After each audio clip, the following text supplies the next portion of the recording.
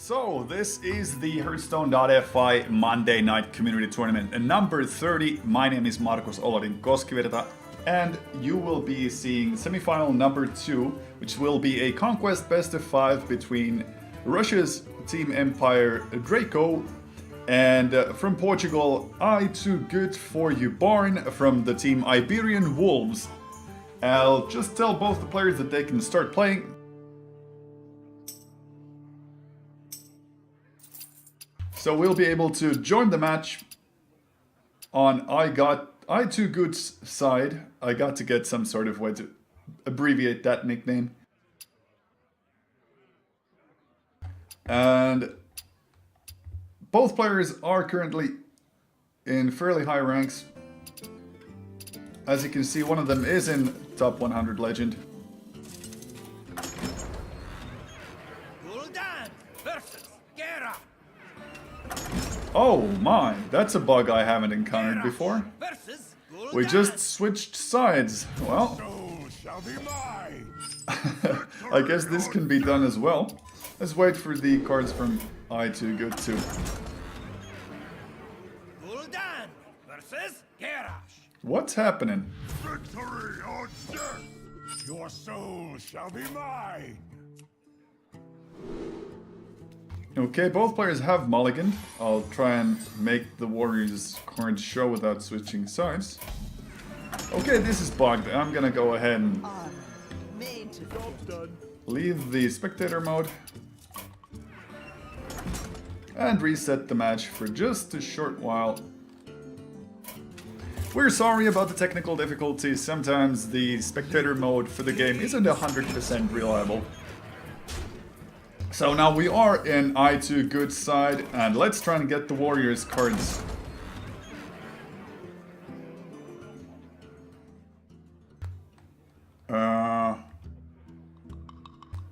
Okay, I have not seen this happen before.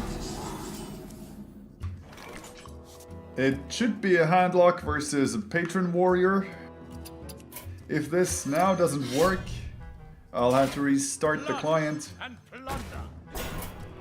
And it doesn't work. I'm sorry guys, this is a bit embarrassing, but we'll quit the game and rejoin.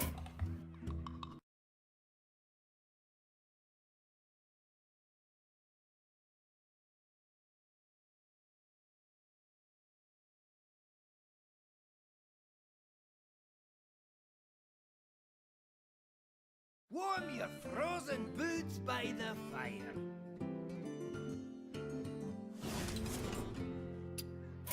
Alright, now let's hope that the games are fixed and I won't have to trigger from one side to the other. Let's try and join I Too Good side. It's sounding good at least. Yes, it is a handlock. We are on turn number 4, and it is Drako's turn. Drako has gone first. Come on, work. Alright, I guess we won't be seeing the cards from the players as we normally do. I do not know what's gone over this. But I'm not going to risk the whole broadcast by just switching sides. We can see Drako's side of the board. He can play the Dread Corsair for free if he wants to, but he opts to not put it down on the board. I guess he's afraid of a Hellfire right now. It would clear out the Corsair, and if he played down the Dread Corsair this turn, it would still not be lethal come next turn. There's the Hellfire, so to not play the Dread Corsair was the correct call. And Mortal Coil will go down on the Frothing Berserker more than likely. Yep.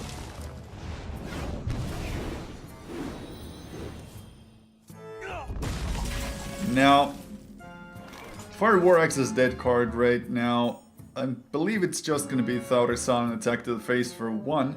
It is a bit risky to push the Warlock down to 14, so not attacking is also an option. And we see that Drako decides to not give the Warlock player a chance to get cheap Molten Giants into his hand.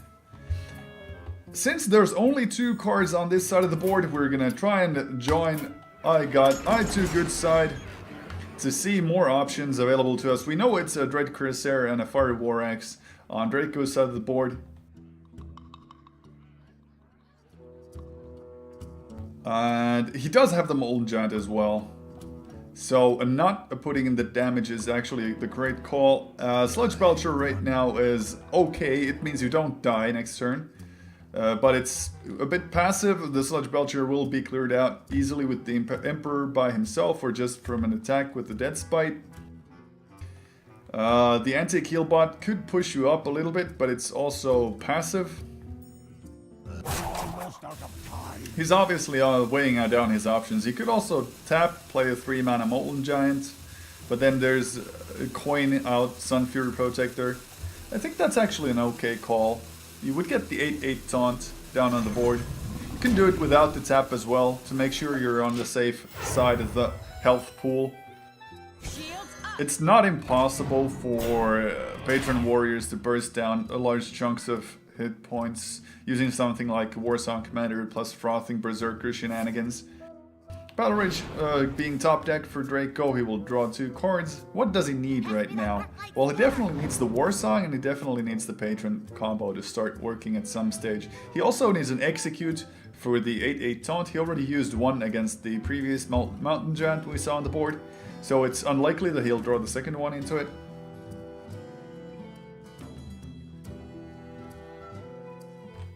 It's hard for him to clear the 8/8 without sacrificing this Thaurissan. If he sacrifices the Thaurissan, it means that he has not drawn into the Executes. Otherwise, he would more than likely either use the Deathspite proc or the Armorsmith's 1 hit point to clear it. He's gonna attack the face into it as well. Or if he's got a Shield Slam, well, it is very, very unlikely. He should not have a Shield Slam in there. He could also use that. Getting the Whirlwind proc means that the Armorsmith will unfortunately die. Just weapon up into the free Dread Corsair to stop the Sun Fury Protector from doing any damage to the face. At turn 7 you would usually just pop down Dr. Boom and be happy with your life, but the opposing player is currently holding on to 8 damage on the board from the existing minions and the weapon, so you have to protect yourself somehow. The 7 damage burst is not impossible, it's completely actually possible for the Patron Warrior to do that amount of damage. So if you want to be a bit risky and want to be aggressive, you go for the Dr. Boom. If you want to be very passive, you go for the Heal Bot, Dark Bomb, clear out the Dread Corsair. You could go for the Sludge Belcher instead of the Heal Bot. The Sludge Belcher I like more than the Heal Bot because of the fact that we haven't seen the second Molten Giant yet, and you want to be able to play the Molten Giant at some stage. Other plays are suboptimal. I think you could in theory tap and see what you get, but that pushes you down to 13 and that's even more riskier. So there we go, the Sludge Belcher, the conservative play, which keeps you still at range for the Molten Giants to be played. Very good call on their part. Of course, Drako can clear out the first stage, but can he clear the second stage? Not quite yet. The Loot Hoarder by itself will be a guaranteed cycle next turn. But it's very, very hard for the Patron Warrior to make a comeback right now. The only way he could really do that is with the Patron combo and hoping that the handlock doesn't have any sort of AoE. As we see, there's a Shadow Flame in I2Good's hand. Which means that even if the one-turn Patron combo will get played out, the Shadow Flame will make sure that they will not survive. And after that, it'll be an uphill battle for the Warrior player. A fight! There's the Patron, but without the Warsong Commander. Okay, activation from Taskmaster. What would he be looking for? Well, if he's got a Whirlwind in his hand, there we go. With a Whirlwind in his hand, he can start flooding the board a little bit with his 3/3s. And Boombot's doing the work that they're supposed to be doing, clearing out the minions way upscale from their own cost. Now the safe play here is Healbot into Shadow Flame. You can then deal 3 damage to everything on the opposing side of the board, clear out everything there is, and you don't have to worry about much. You can't play the Sylvanas Shadow Flame yet, so... and there would be nothing to Death Rattle Mind Control either. So it's not that bad. Defender of Argus onto both these guys, well, you would still be able to trade the Sun Fury into one of these 3/3s, maybe? I think he's looking at the anti-killbot play as well. If you're absolutely ridiculously greedy, you go for the Mountain Giant into Sun Fury Protector, take the taunt into the Boom and the Mountain Giant, and then just go face and try to end the game one turn later. But I think the safer play is the heal bot into Shadow Flame. My shield.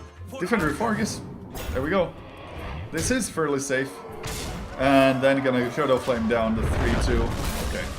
So instead of the antique heal bot's body, you're sacrificing the 3/2 that you already got the chance to attack with as well. So there we go. I2 good. His handlock takes the game number 1.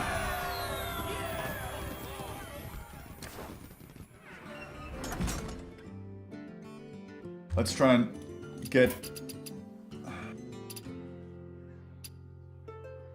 We can't join the match yet. And we don't see both the players yet. We'll start off by joining the game on Drako's side of the board and see if the spectator mode works after that. This is indeed the Hearthstone.fi Monday Night Community Tournament number 30, semifinal number 2, best of 5 Conquest Series. The winner of this match goes on to face RDU from Nihilum and battle for the 10 Conquest points and the 50 euros online for the champion of this tournament. Both players taking a short while to consider their next picks. It is completely understandable. We know that Drako's lineup is Hunter and Warlock left. So the Hunter is more than likely the hybrid Hunter, and Warlock could either be Zoolock or Handlock.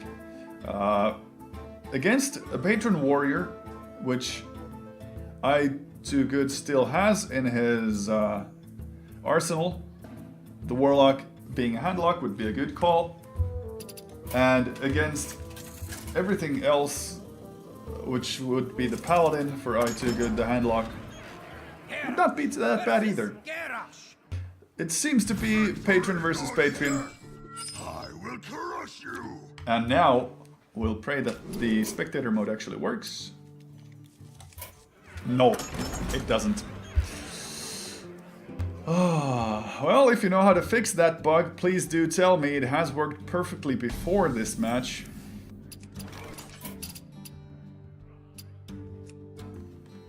So, as we can see, there's a Fire War Axe in his hand and a Harrison Jones.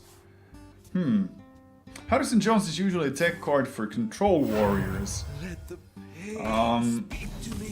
So, yes, this is in fact a Control Warrior deck. I expect to see the Fiery War Axe this turn to deny the card draw from the opposing Acolyte of Pain. Could it be that Drako also has a Control Warrior? We only saw Thaurisan and 2 Acolytes of Pain in his starting hand from the other side. So it could also, in theory, nope, it's a Patron Warrior. With the Dread Cursor, that's a tell that pretty much always means that it is a Patron Warrior. In this matchup, the Control Warrior is favored. So it's looking good for I2Good for you. That nickname, though, I'm gonna have some trouble pronouncing that in the future. The only plays right now that seem viable are Shield Block into Shield Slam, or try and see what the Shield Block gives you. There's no reason to play down a Cruel Taskmaster. You could remove the 3/3 with the weapon attack, just Hero Power, pass, nothing wrong with that, or develop the 2/2 on the board. If you go for the 2/2 develop on the board, it means you don't mind losing him to an attack from the Fiery War Axe, and that is always a bit of a card advantage to the opposing player, and I would not like to see that. I would definitely appreciate the Shield Block, just to cycle the card out of your hand, and you would not be stuck with so many unused mana crystals. The passive Hero Power, it's not a bad option. It's 3 less hit points, and you're not at danger of being bursted down right now, so I guess you want to hold on to the Shield Box Shield Slam combo in your hand, just to make sure you get the value from it. You could get 1 card from the Harrison right now, and that would not be a bad play. He would also be able to trade with a Gnomish Inventor very effectively, unlike the Sludge Belcher.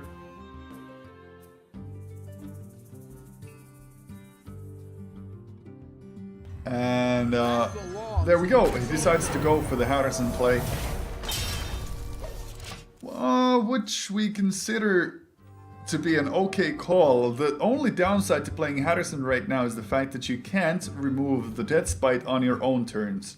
So Drako will now be able to utilize the Whirlwind from Deathspite when he wants to, since he's seen the removal being used. I doubt that I2Goods has any oozes in his deck. If he does have oozes, that's second level thinking right now. Effectively clearing out that Hearthstone from just the weapon attack and the battle cry from the Cruel. Oh, thank you, RDU, for that.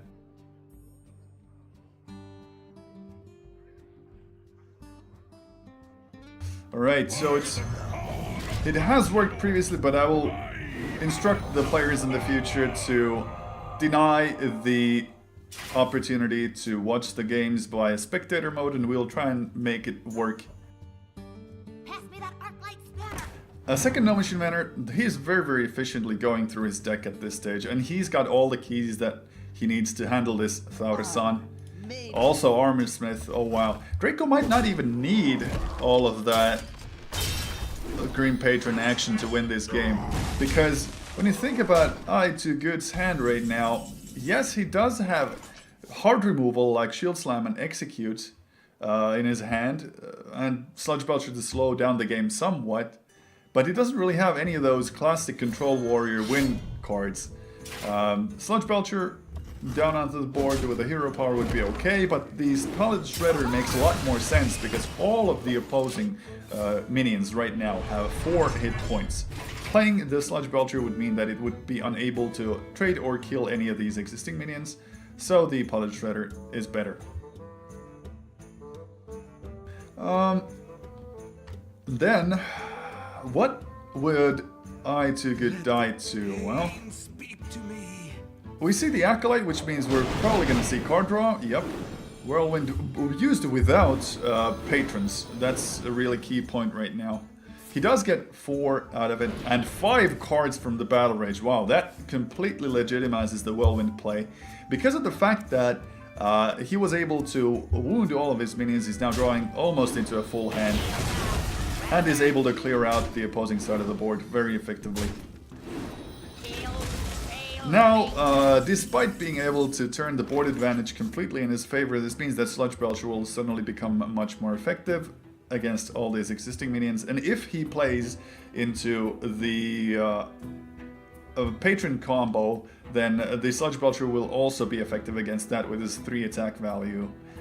I believe that we'll see the Acolyte of Pain be removed with the Fiery War Axe as well. Maybe consider executing him or the Armor Smith before the attack. Execute on the Acolyte of Pain would deny cards right now, but let's face it, you're facing an 8 card advantage in favor of the Patron Warrior. It's not going to matter if he draws 1 more or not. If you're trying to go for the long haul, maybe even a fatigue game, then considering to execute the Armor Smith would be almost okay. Using the Cruel Taskmaster to kill off the remaining No Machine Banner after that. Fairly straightforward play. I don't see a reason for him to use both executes right now. Although they do cost only 0, they're not such high priority targets. You would probably want to use the second execute in something like an activated Grom, or if he's not used as a finisher, or on the Warsong Commander if you're able to really wound her to such a state. And there's the Taskmaster play. First removal onto the Armor Smith. Let's see if he decides to use any of his executes or his shield slams. Alright, the weapon removal into the Acolyte as predicted. Then just armor up and nothing else. Decides to hold on to both of them for more value targets. Let's face it, the No Machine Banner isn't really a big threat to take seriously anyway. The only downside here is that if he does charge a minion with 3 attack value, he can actually kill off the Sludge Belcher this turn, which means that you get the 1-2, and with the 1-2 you might be able to spawn more patrons onto the board in the future turns, so that's the only risk he's taking there, which is a really small risk, so it's not a big deal. So Okay, we're assuming he's already drawn into both of his required components of the combo, but he doesn't really want to play it right now. He wants to play his Execute. No Machine Banner, attack into the Belcher, execute the existing Belcher, then drop one. Alright, so he did not have it. Decides to use the Grom as an activator. Now the downside here is obvious. The Execute plays you have not seen from I2Good yet, so of course one of those will go down onto the board. It'll be interesting to see if he opts to go for a Gromosh of his own or the Death's Bite. In theory, you could also go for the Shield Block Shield Slam, which deals exactly 8 damage, and that would be enough to kill off Grom, and you would get the card you need and some safety against the burst potential.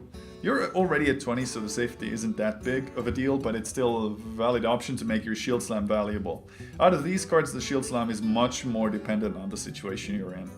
So both Shield Block, Shield Slam leaves you with 6 mana. You can still go for the Death's Bite into the play plus Hero Power, which is an okay use of your 6 mana. Other alternative, play Gromosh, play Execute, just go face, rush it as much as you can. It's not wrong, it's fine as an option as well, but then your own Gromosh might be removed with some trickery, so... we have not seen I2Good draw into Brawl yet, so if he's got the Brawl in his deck and we get the board full of patrons, that's also one way to clear them out. There's the Execute instead of the Shield Slam. Now, yep, he will go for the Grom Aggression and ropes. Nope, doesn't rope it. Good. That would have been a shame if he dropped the Grom by accident. Something like Cruel Taskmaster Execute would make short work of the Grom from Drako's side of the board.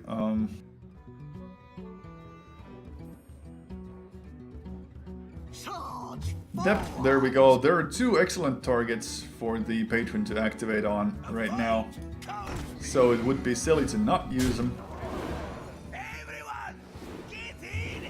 It's not quite enough to push lethal next turn. Even with the Whirlwind, it'll still be 18 plus 2, 20 damage. So a Hero Power by itself will be able to clear it out.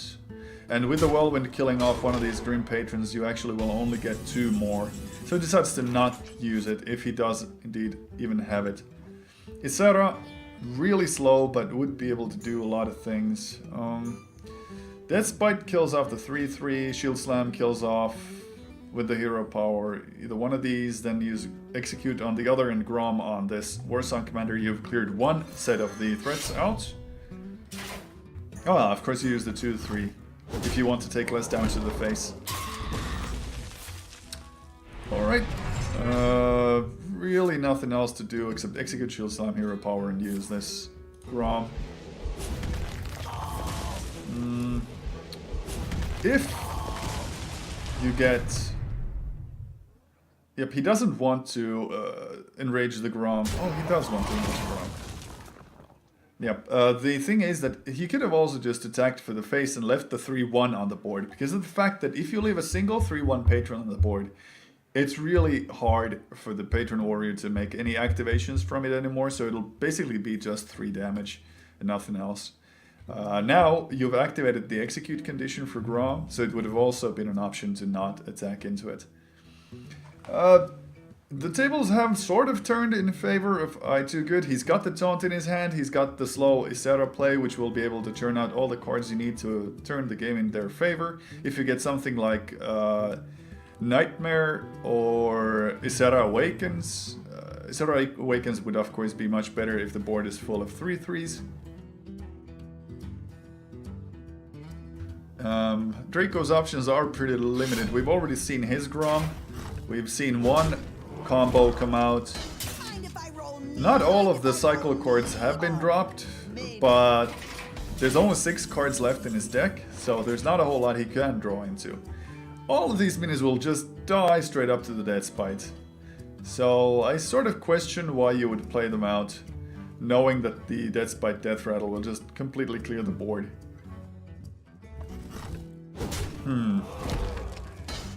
You get 1 armor and 2 cards, and you mill yourself down to 4.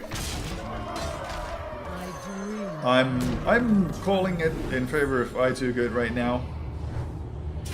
I don't think there are any outs for Drako. As a patron warrior, he's got to deal with 17 hit points from I2Good. And 2 massive minions that have lethal next turn if you don't use your hero power. In theory, maybe some sort of AoE clear combo stuff. There's the execute at least, that clears out the biggest threat. But still, Ysera is nothing to be scoffed at. She'll keep churning out those dream cards unless the second execute is there. We haven't seen a Ragnaros or any other big threat from I2Good yet. And Thaurissan gonna do what Thaurissan does. Taskmaster is 6, that's not enough. Sludge Belcher, Armorsmith, that's the really ultra conservative safe play. It gives you a nice taunt wall to work with, it gives you Armorsmith to up your armor count. You could even go for the attack with Ysera into Thaurissan and use the Taskmaster instead of the hero power and kill off the 5-1. It's very nice. Yeah, you just go for the control play, you go for the ultra safe play as I2Good and you win the game immediately. There's not a lot of options there. Since you don't want to push for lethal damage, you just develop your board, push lethal next turn or the turn after that. It'll be fine. Now, I'll ask the players after this that maybe one of them should go and change the spectator settings, but only after this match.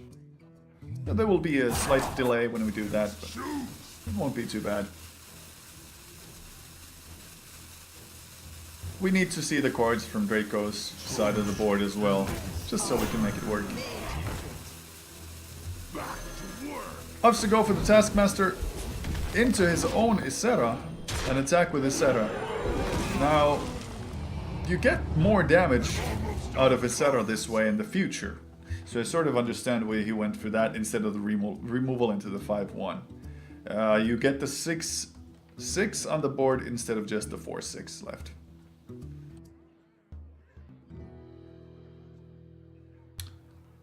Now, yes, Death Bite kills off the 3-5, but you're still left with the 1-2. Oh, with the 1-2 you can actually take your combo out for another run.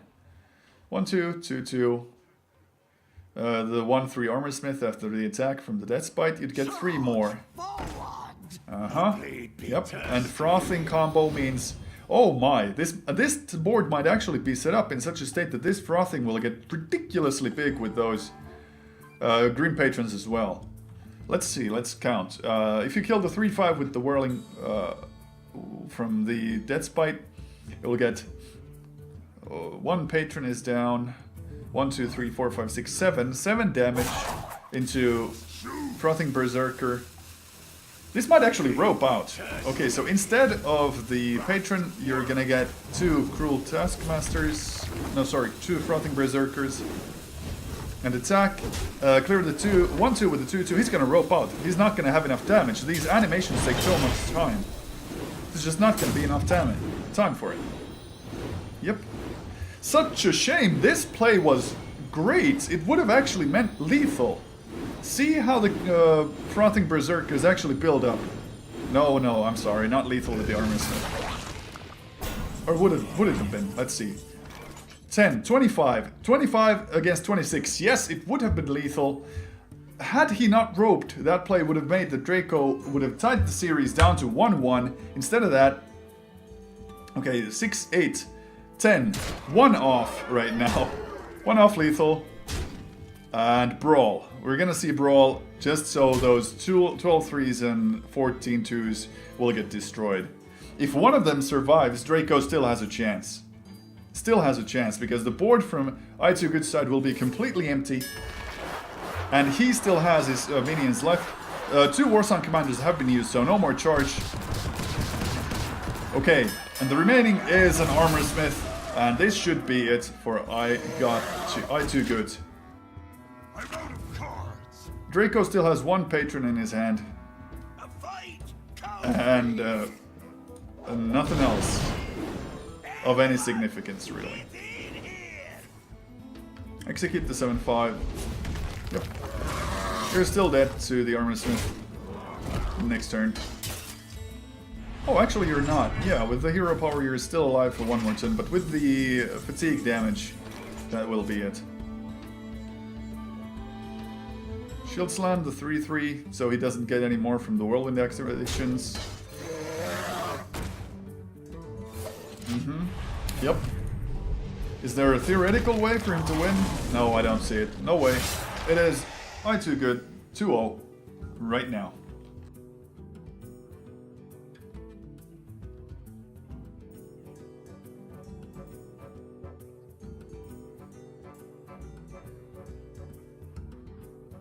He's got the Paladin left, and the Paladin is an interesting choice.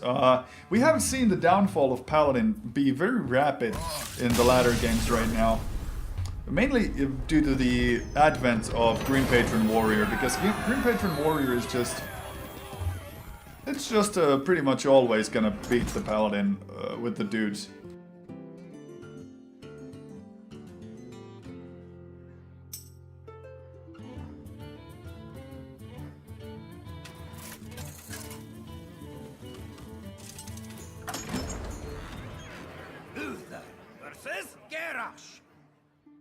Victory or death! I will fight with honor. Yep, I'm just telling the players to change those settings.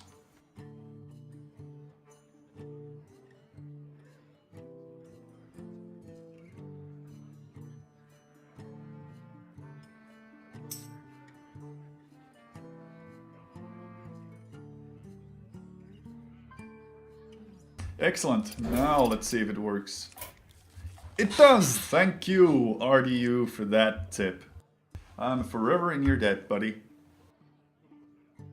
So, Paladin, reverse all kill. Is it possible from Drako? As previously stated, this matchup is heavily in favor of the Patron Warrior. He should win this 100% of the time. Oh, well, not 100%, but 80-85% of the time. At this high level of play. Double Owl, and True Silver Consecrate. It's impossible to tell what sort of Paladin it is currently. Double Owl is not a common choice to put in your decks. It's definitely not Aggro Paladin, it's not some sort of Hobgoblin Paladin. It's some sort of control-oriented version, maybe Dragon Paladin or the old mid-range Quartermaster Paladin. Those are pretty good options to have.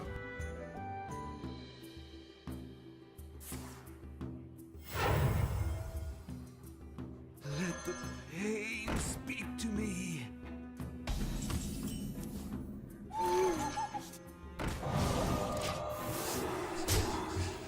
It's got to feel bad for Drako right now. Seeing that rope go, seeing that missed lethal, I feel for the man, I really do. It's an awful situation to be in. Okay, so the Double Owl will actually pay off pretty much immediately. He can go for the True Silver Champion as well if he wants to just clear out the Acolyte, give one card to Drako. It's not that bad. You of course want to use the Silver Hand Recruit to clear out the Acolyte. Other options, if you pop the Pilot Shredder and clear out the Acolyte, you have a chance that the Warrior player activates his Acolyte for more draw at some stage. Alright, there we go. The second Owl immediately paying off, getting that value play. And more dudes on the board to finish off those remnants of the Acolytes of Pain once they attack and clear the RMB calls. It's actually a pretty good start for the Paladin player. For turn 5, Sludge Belcher more than likely. But despite that, if he keeps putting out the small reinforcements and moss to the field, and at some stage the game just goes on enough that the Patron Warrior player is able to get out his combo cards, it's not going to be pretty to look at. Of course the Consecration does do and help certain amounts, but maybe not enough. If there's even 1 or 2 patrons with 3 hit points, the Consecration will not be enough. Now, Yeah, I would also consider the Pilot Shredder hero power due to the fact that hero power will be able to take out the Gnomish, but since you see the Death Spite already, maybe sacrificing the Sludge Belcher into it would not be that bad. The Whirlwind proc would kill his own Gnomish Inventor in the process as well. And you would be left with the 1-2 on the board. Pilot Shredder would probably be more sticky for it, given that you get the 2-drop from it. And the Death Rattle from the Death Spite would proc first, giving you a guaranteed 2-drop with no damage on it. And he opts to go for that. Nah, yep, Battle Rage for 2, not bad. 1 mana for 1 card, always good value. Double Loot Hoarder. You could use those to draw more cards. Once you fill the board with the Whirlwind, of course. Oh, one-eyed cheat. This means that the Cruel Taskmaster will be coming out. Yep. Because that's just too much value to pass on. Turn 7 is looking interesting. He's already holding on to double Warsong Commander, so he could go for the Warsong Commander Frothing Berserker and just pile on the damage from there on forward. Sludge Belcher, this is the passive option. Using the Consecration as board clear right now is not a high priority. These are two slow mana cost, or small mana cost minions, which are not a threat to you. You don't need to use your AoE options as of yet. And if these guys stay alive on the board, then the Defender of Fergus actually has 2 targets for it. These executes means that the aforementioned Warsong Commander Frothing Berserker combo actually works. You run the Loot Hoarder into the Sludge Belcher, you execute it, then you use the 2-2, kill off the 1-2, and then maybe consider using the Frothing Berserker to kill off the Silverhander troops, or just go for face damage. That would have given you 3, 5, 7, a 7-4 Frothing Berserker to go for face. That would not have been bad. This is the more long-term option to go for the Taskmaster and the Loot Hoarder. Both Taskmasters are now out, so their activations cannot be used on Grim Patrons anymore, but you still have the Whirlwinds at your disposal, so it's not a lost play in that case. There's still activators for their patrons once they decide to come out of the deck.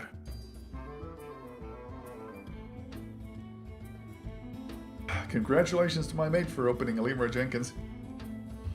The Muster for Battle should not be played at this stage. You don't have your Knife Juggler yet, you don't have your Quartermaster yet. You would not get that much value currently. And those 1/1s are perfect targets for the for the patrons to come out and play with. There's already 2 pretty good targets for it. You don't want to make any more. Crucible Champion could clear out the 2-2, but it is a bit of a waste of damage. Okay, fully clearing the board means that you respect the patron combo enough to just play 1/1. Oh, right. Legendaries galore for him. And there we go, that is the patron combo. So, by killing his smaller minions, I Too Good completely played around that patron combo, that it should be happening, and it was absolutely right of him to do that. We could still see 2 patrons in theory, if you wanted to go for it, but by playing this Gnomish Inventor, it means he doesn't want to sacrifice them before he has the chance to activate them more. On turn 9, he'll be able to play the Whirlwind with them, so there we have it. Of course, he could not play the Execute last turn with this Battle Cry from Lotheb, making it sure that the 6 mana Executes are completely unplayable. He did not see the Patron combo last turn, so is he still playing around it? The True Silver Champion into the 2-4 combined with the Defender of Argus would not be bad. Shieldbot, yep. More targets for your Defender of Argus that will have 3 attack at least. So this 1/1 is actually fairly safe between this, or behind this meat wall.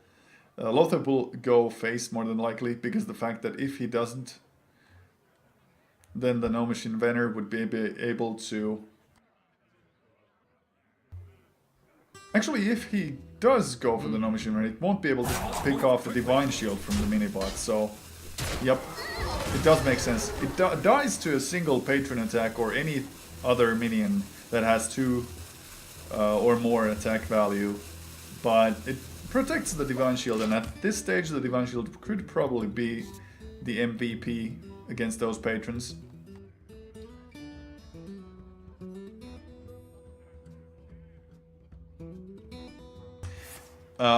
The Execute does have the mana cost right now, and he wants to get value from Thaurisan before it happens. This Whirlwind will be able to clear out the Divine Shield if he doesn't use it to kill off Thaurisan earlier. As the Paladin, what's your win condition right now? If he draws into a really big threat, I was gonna say the Tyrian, but Ysera is not bad. Not bad at all. You could go for the attack from the minibot and the defender to clear out the Emperor, just drop Ysera and be happy with your life. Go to the face with Silverhand Recruit. You'd still have the 3-3 as taunt protection against your opposing green patrons. And the 4-12 Ysera is something that the patron warrior really struggles with unless he uses his Execute into it. You've already seen 1 Execute, and there's 11 cards left in their deck. So it's a risk that he might have it, he might have an option to activate into it, but these are the risks that you sometimes have to just take. Now, unfortunately for I2Good, the Thaurisan made the patron combo that much more cheaper. It's going to be 6 mana, which means that the Death's Bite will also be able to be played on the shielded minibot, or the Execute can be used in cooperation with the Whirlwind, and that's going to spawn a lot of guys. Instead of going for the combo, he decides to work out the minibot from his way, be a little bit more passive, just so he has nothing to worry about from the taunts. And as I said in the previous matchup, the Harrison Jones, when you're able to activate him in such a scenario where the Death's Bite, Death Rattle will be used on your turns instead of the turns of your opponent, you're in a really, really good position. So that single activation from removing the Whirlwind from that weapon may have just saved this Paladin from utter destruction, considering that there would have been spawns lots more of Green Patrons in the future. That's a really, really solid call. Let me think.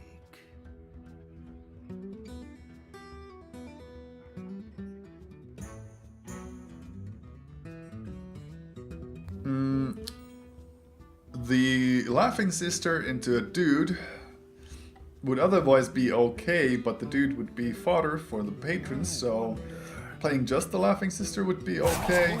Playing just the True Silver Champion would be okay. You definitely don't want to play the Muster, you don't have the combo cards for it. And they would be more fodder. There we go. Laughing Sister without the hero power. Good call, correct call in my opinion. People say that it is the worst dream card. Yes, they're not wrong. Laughing Sister is the worst dream card, but it's still good value at 3 mana, 3/5, which can't be targeted by spells or hero powers. Even though it is the worst, it's still a very playable card. Now we see the second Execute being used. This more than likely means that he will actually not... Will he play the combo? I don't think he will. He'll just play the passive Dread Corsair options. There's no reason for him to start doing the combo yet. All the minions on the board are really too strong for him to try and contest it. And once again we see Laughing Sister value when it attacks into the Dread Corsair. And roll Drake, True Silver Champion, put on some aggression. You're dealing 9 damage to the face, you still have a very strong board presence, 15 and 19 damage threat in the future. That's actually lethal range. So despite my previous calls of saying that the Paladin matchup is very, very poor against the Patron Warrior, I2Good has actually played this pretty well. I would give him all the props in the world. Having that Harrison in your deck as a tournament deck card, as a tech card, is really strong a call. It is a good read, and you're not afraid of the potential of what Patron Warriors are able to deal out. Just hero power pass. I don't like it for obvious reasons. This is lethal. You haven't seen a consecration or anything. I guess he had already given up. Yeah, so I completely understand that. It's a 3-0 sweep from Iberian Wolves player from Portugal. I too good for you, born. And you know what this means. This means we'll see the Portuguese player go up against RDU from Neelam in the grand final of the Hearthstone.fi Monday Night Community Tournament number 30. We will take a short break, allow the players to have a moment of breather before the final starts. So don't go anywhere, guys. We'll be back in about 10 minutes or so.